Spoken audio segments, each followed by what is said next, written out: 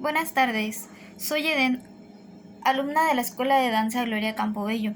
En esta ocasión me tocó hablar sobre los orígenes de los bailes árabes.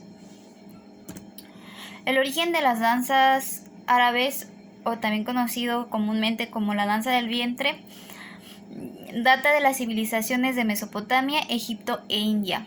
Con el tiempo estos bailes enriquecieron y fueron multiplicados.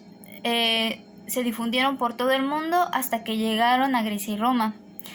A pesar de sus orígenes remotos, la influencia de esta forma de arte incluso se puede percibir en el baile flamenco de hoy, que llegó a España con pueblos de castas inferiores que emigraron del norte de la India, conocidos hoy como gitanos. Fue en Egipto donde la danza del vientre alcanzó su mayor esplendor, su desarrollo y donde se tomó la forma que hoy se conoce. Socialmente esta danza se conoce como danza oscura, que es asociada con la prostitución, ya que es muy sensual y solo la bailan las mujeres, aunque últimamente, ya al paso de los años, los hombres también se han, pues también lo han hecho. En los países árabes esta danza se conoce como Raqs Sharqi, que significa literalmente danza oriental.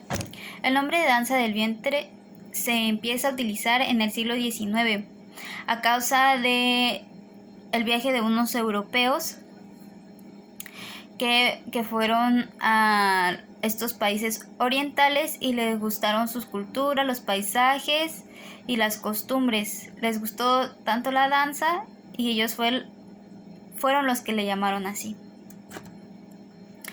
Durante el siglo XIX en Egipto existían dos tipos de bailarinas de esta danza, que son las gawase, que son conocidas como las gitanas, que bailaban al aire libre o en el campo, normalmente para audiencias de clase social baja. Y las awalim eran las más respetadas y además de bailar, cantaban y recitaban poesía al mismo tiempo. Normalmente actuaban en casas de ricos y en lugares cerrados. Tenemos que distinguir entre Raqs Sharqi y Raqs Pahlavi. Son parecidos, pero tienen cosas distintas, ya que Raqs Sharqi es más refinado, es de los ricos, incluye movimientos de folclore egipcio y danza clásica contemporánea también, con grandes desplazamientos y vueltas. Al contrario de la Raqs Pahlavi, es danza de los pueblos. Es una danza más elemental, más tranquila y no tiene desplazamientos. O sea, mueven más el movimiento predominal es en la cadera, pero no se desplazan a ningún lado, como la Raqs Sharqi. Durante esta época del nacimiento de la danza, en todos los casos, esta siempre era improvisada, nunca había una coreografía. Esto cambió hasta el año 1926 por la libanesa Badia Massabni. Ella abrió una sala de fiestas en el Cairo llamada Casino Badia. Allí fue donde ella coreografió esta danza, donde le dio orden y la comenzó a profesionalizar. Y la adaptó a los grandes escenarios. Algunos ejemplos genéricos de las danzas árabes son Shakkat, Wedra y Andaluz. El vestuario que más se utiliza es un traje de 2 piezas con pedrería y flecos que estaba inspirado en las películas americanas. Este consiste en una chaquetilla bordada que equivale a un sostén bordado con cuerdillas colgantes que puede tener aritos dorados que son como monedas, largos pantalones o bombochas de seda o velos casi transparentes, un pañuelo amarrado alrededor de la cintura y un cinturón colgante y líbano turbante, pañuelo o adorno de tipo corona de algodón u otros materiales entretejidos y bordados en dorado o plateado. El pelo tradicional que ellas utilizan son rizos que les llegan hasta los hombros con adornos de monedas doradas. También los ojos, cómo se maquillan, son muy importantes, ya que estos se tienen que ver como muy atractivos a la vista de del público. También utilizan pañoletas que estas pueden tapar solo la mitad del rostro o el rostro completo. Esto es a causa de si las mujeres eran casadas o solteras.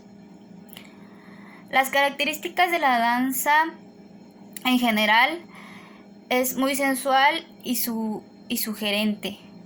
La danza oriental está hecha para el cuerpo femenino en especial, con un énfasis especial en los muslos abdominales y movimientos de pecho y cadera. Tradicionalmente es una danza a pies descalzos, solamente es practicada por mujeres, aunque poco a poco los hombres la han ido integrando. Como ya había dicho, se basan en movimientos suaves y ondulados donde participa todo el cuerpo, pero sobre todo las caderas, el abdomen y la pelvis, el pecho y los brazos. En la danza del vientre los movimientos son individualizados, es decir, mientras el busto se mueve, la cadera se queda quieta y viceversa. En la música. Cuando hablamos de música árabe es recurrente pensar en la percusión. Se utilizan muchas percusiones. Hay varios instrumentos característicos y dentro de la escuela podremos utilizar especialmente 3 de ellos. El darbuka, las crotolas y el duf. Me pareció leer que los crótalos, también los utilizan, son como unos aritos pequeños que se ponen en los dedos, y estos también los utilizan las mujeres en algunas danzas para hacer ritmo en lo que ellas están bailando.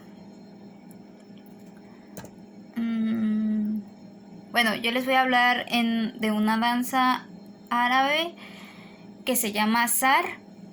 La palabra zar significa visitación, que se refiere a ser visitado en sí por un espíritu o demonio. Es una danza de origen etíope, que es relativo a Etiopía, que es un país que está en África. Estrechamente relacionada con un culto cuyo fin es curar las consecuencias causadas por la posesión de un espíritu o un grupo de espíritus llamado Saroch, los cuales solo pueden ser pacificados mediante actividad como fumar, cantar, mover la cabeza y el cuerpo completo, usar vestidos específicos y realizar sacrificios, entre otras cosas. Es una danza chamánica que forma parte de un ritual, el cual posee a su vez una coreografía perfectamente definida. Tiene un principio y un fin muy determinado.